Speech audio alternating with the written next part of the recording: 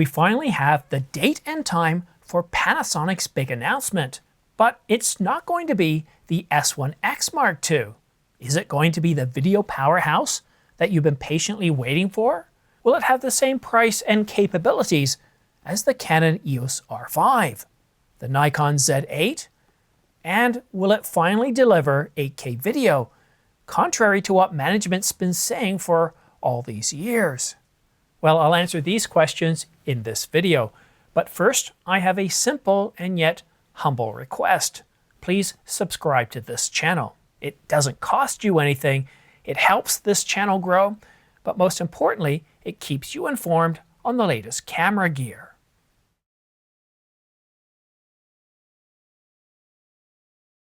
Yesterday, Andrea Pizzini reported that we would be getting the Panasonic S1X Mark II.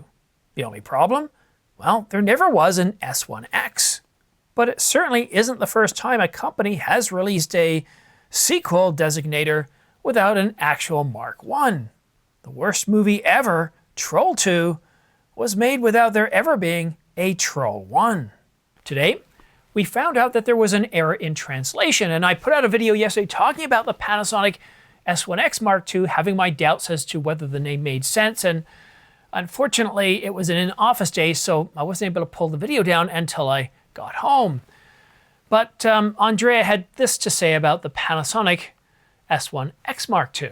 For a short time on this YouTube channel, I posted a live and another video about this camera, but there was a big mistake because for a short moment, because one trusted source gave me the name S1X2, and it was actually only a typo. So I was confused. I thought that the camera would be named S1X2. No, it's really S1R II. The source apologized, so now it's fixed. We talked, and everything is fine. Are you feeling just a little bit disappointed that we're getting the S1R Mark II instead of the S1X Mark II? Well, don't be. Even though this was their most photocentric camera back in 2018 when they first announced the S1 and the S1R, there are some pretty powerful video specifications that's certainly going to raise some eyebrows. So let's go ahead and cover off the date and the time, and then we'll cover off the specifications.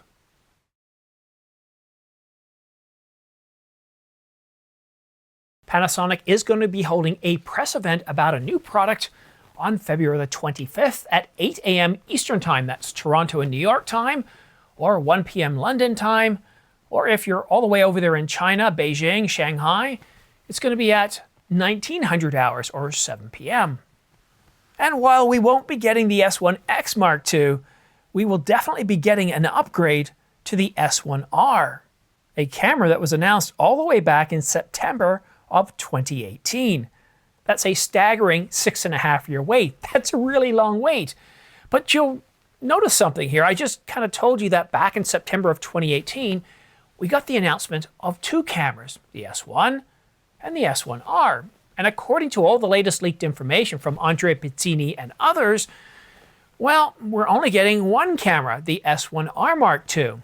That has me wondering, could it potentially be that Panasonic has decided to combine the S1 and the S1R into a single camera? Well, what we want to be able to do now is turn our attention to the specifications, because some of them, I wouldn't say that they're game-changing or mind-blowing, but to have them in this combination, in this type of camera, well, I think it's safe to say it is going to raise some eyebrows. Now, some of these specifications are actually rumored to be coming out in a Canon firmware for the Canon EOS R5 Mark II. So let's go ahead and, without further ado, get to the specifications.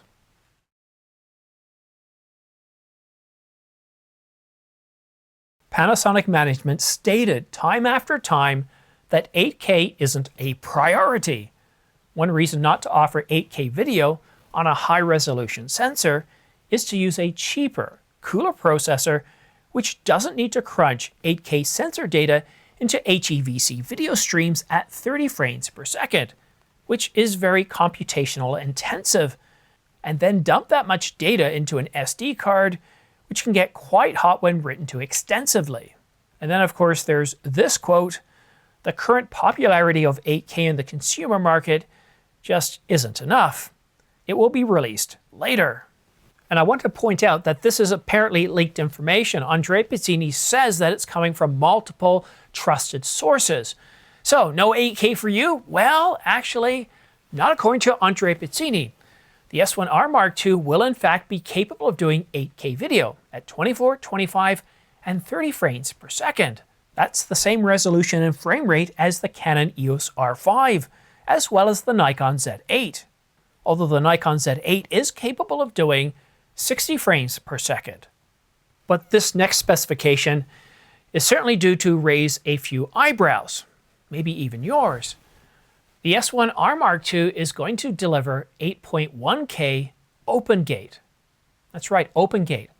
It really isn't a surprise that Panasonic offers open gate, but if you think of 8K video or even 8.1K video, if we look at what's on the marketplace, neither Sony, Canon, or Nikon delivers open gate.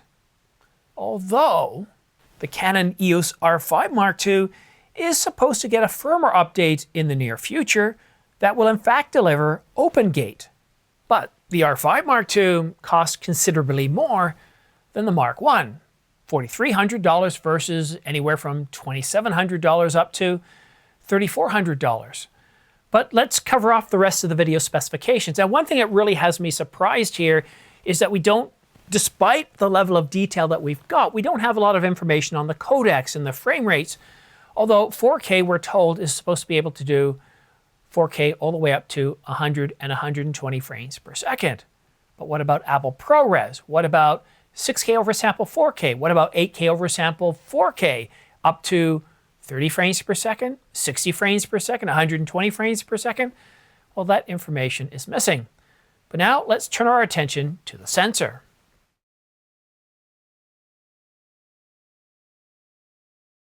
And while many people don't really give a hoot about 8K video, even those people that do shoot 8K video, one thing it does is hint towards a much higher resolution sensor, certainly much higher than 24 megapixels that we found in the S1 and the S1R.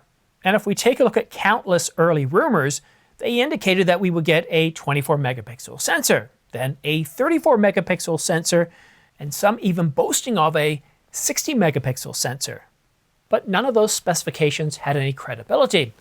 Well, we now know, again thanks to Andrea Pizzini, that the S1R Mark II is going to have a 44 megapixel all-new high-speed sensor. So what does high speed mean? Well, quite simply put, it means the ability to capture all those photons very, very quickly, move, process, and store that data. To be able to process and move an awful lot of stills images, as well as be able to move an awful lot of, well, 8K video. But how else could that be used? And if you're guessing this is a segue into some other new capability, well, it is, and it's pixel shift. Something that in a lot of cameras is pretty much a gimmick. You can't really use handheld. You need to be on a really good solid tripod. And very few, I think only one camera is actually capable of delivering high resolution images that can take into effect, well, motion. And what's impressive about that Sony A7R V is not that it can take a staggering 240 megapixel image, it's that it can do it while taking into account moving subjects. So the S1R Mark II, well, it can't do 240 megapixels, but it can do 176 megapixels with 8 images. And now this is where your eyebrow is going to either go up like Spock or your mouth is going to drop down like this. It can do it handheld. Okay, so handheld, taking 8 images, there's got to be a lot of good science going on there. And now maybe there isn't. I own the Canon EOS R5, the Mark I, and the Mark II. The Mark I has pixel shift, but it can't take into effect anything moving. You need to be on a tripod that is rock steady on a floor that isn't going to move to be able to take these images. If you have any grass moving or leaves moving, it's terrible. For product and food photography, it works.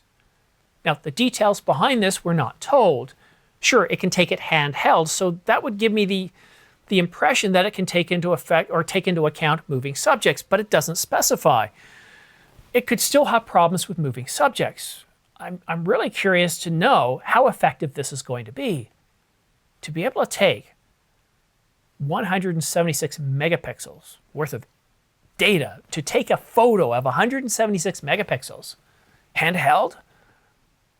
That would be game-changing with pixel shift, and it would certainly change the market. I was really disappointed that the R5 Mark II didn't have pixel shift, a revised version based off the Mark I, based off of what Sony did in the A7R V, because that pixel shift, it does a really, really good job. And don't just trust what Sony's showing us in this video image here.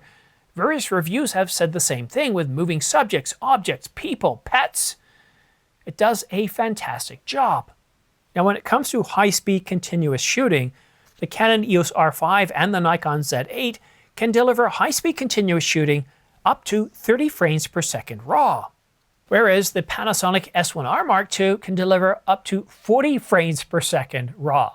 That's pretty impressive. The R5 Mark II, 30. The Mark I, 20. The Nikon Z8, I believe it's 20 for that lossless RAW.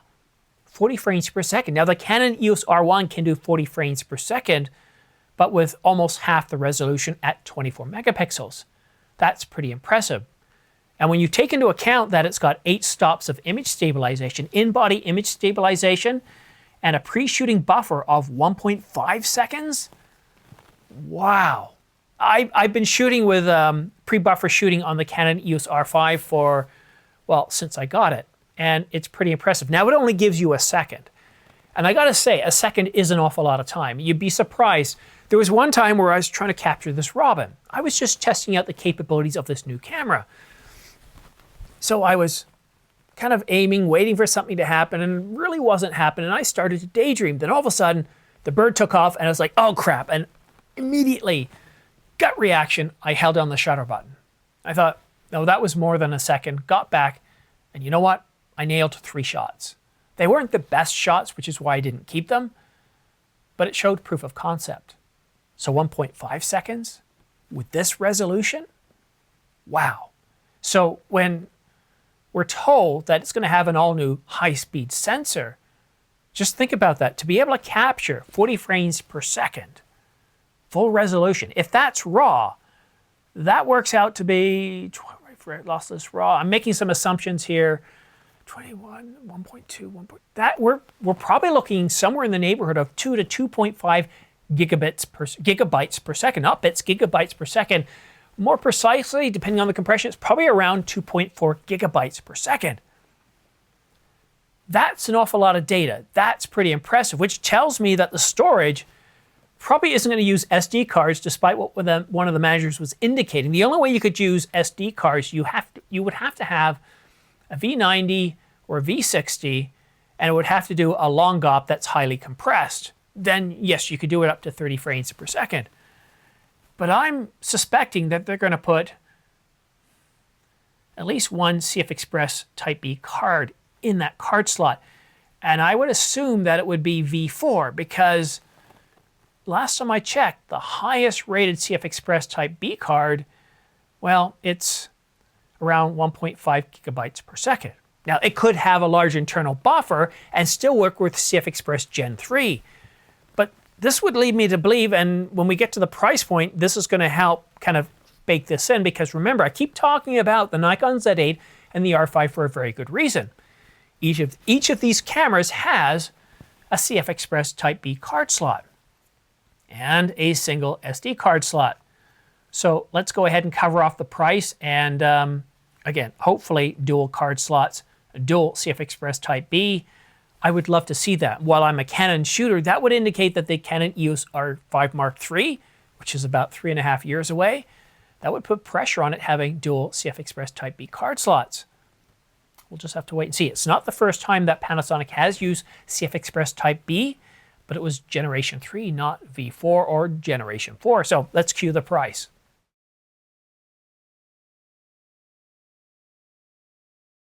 The Nikon Z8 is currently selling for $33.96, and the closest competitor, the Canon EOS R5, is selling for just a few dollars more at $33.99.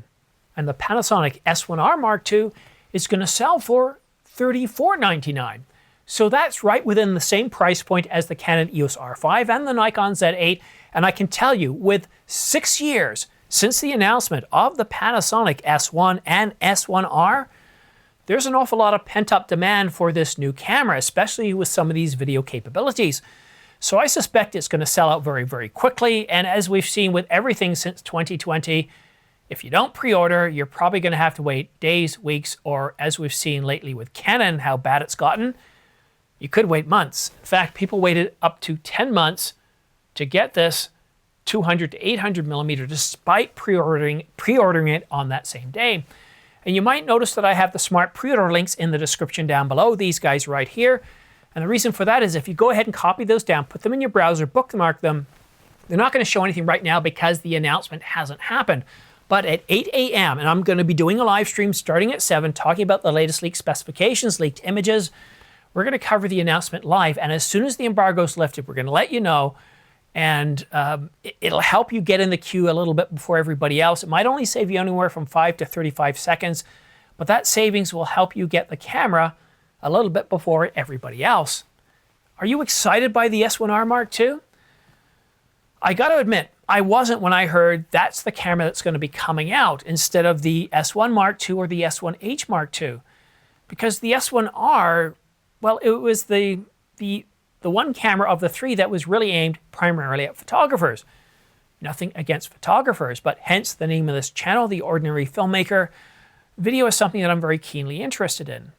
And I think what Panasonic is going for here is a camera that kind of takes the S1 and the S1R and merges it into a single camera. And despite changing, and instead of changing the name to something like the S1X, they've decided to continue the name of the S1R in the Mark II. Now, I could be wrong. Maybe there is going to be an S1, but with these video capabilities, it's leading me to believe that this is going to be a very solid combination of the S1 and the S1R in a refresh. Now, that doesn't mean that we won't see something like the S1H Mark II, but at this point, I'm not sure. We'll just have to wait to see we get the full detailed leak specifications for this camera, and I expect more leaks are going to be coming out over the weekend leading up until the Tuesday announcement.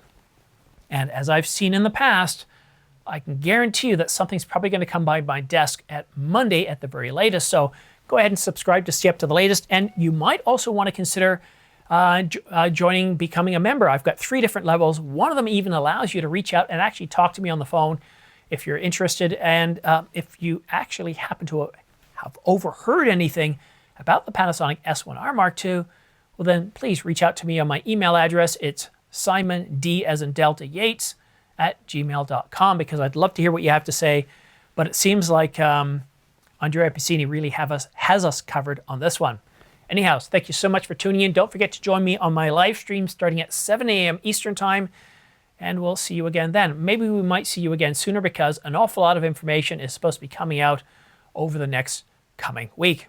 Cheers. Have yourself a great day, a great weekend, and we'll see you again soon, most likely very soon.